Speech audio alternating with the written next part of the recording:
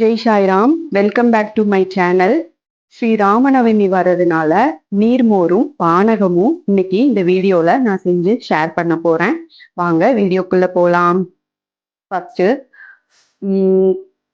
ஒரே ஒரு green chilli எடுத்திருக்கேன். அப்புறம் இஞ்சி எடுத்திருக்கேன். அப்புறம் சீரகம் ஒரு அரை ஸ்பூன் தான் எடுத்திருக்கேன். அப்புறம் கருவேப்பிலை கொஞ்சம் எடுத்திருக்கேன். அப்புறம் மல்லித்தலை எடுத்திருக்கேன். அடுத்து ஒரு கப்பு தயிர் எடுத்திருக்கேன். இப்போ இதை நாம மிக்சி ஜார்ல போட்டு அரைச்சிடலாம். இப்போ மிக்சி ஜார்ல ஒரு இந்த இந்த கப்புல ஒரு கப்பு தயிர் எடுத்திருக்கேன். 125 ml தயிர் எடுத்திருக்கேன். இது கூட எல்லாத்தையும் நம்ம ஆட் பண்ணிக்கலாம்.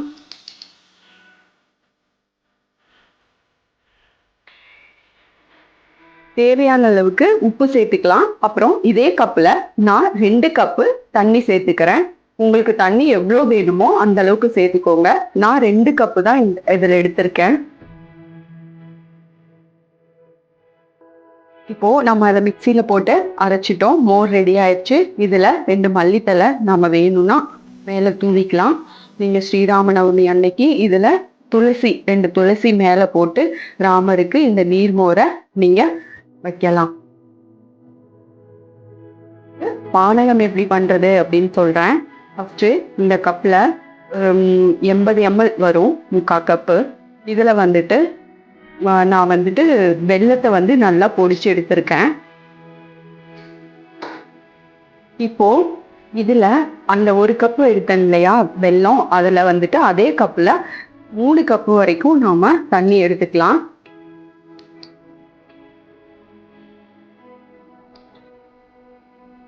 இப்போ நாம இதை மிக்ஸ் பண்ணிட்டோம் இல்லையா, இதை வந்துட்டு வடிகட்டிக்கலாம். ஏன்னா அதுல கல்லெல்லாம் இருக்கும், அதனால வடிகட்டி எடுத்துக்கலாம். அடுத்து இதுல நான் ஒரு 1/2 லெமன் எடுத்து வச்சிருக்கேன். அந்த லெமனை நாம விழிஞ்சு விட்டுக்கலாம். நான் 1 டம்ளர் தான் பண்றதுனால எனக்கு 1/2 லெமனே போதும். அது கூட நான் கொஞ்சம் சுக்கு பொடி ஆட் பண்ணிக்கிறேன்.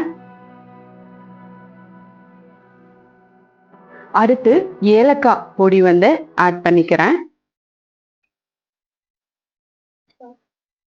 அதெல்லாம் மிக்ஸ் பண்ணி போட்டாச்சு. இப்போ இந்த பானகம் ரெடி. இதுக்கு மேல துளசி இலைய வச்சு நீங்க ஸ்ரீராமருக்கு வச்சிருங்க.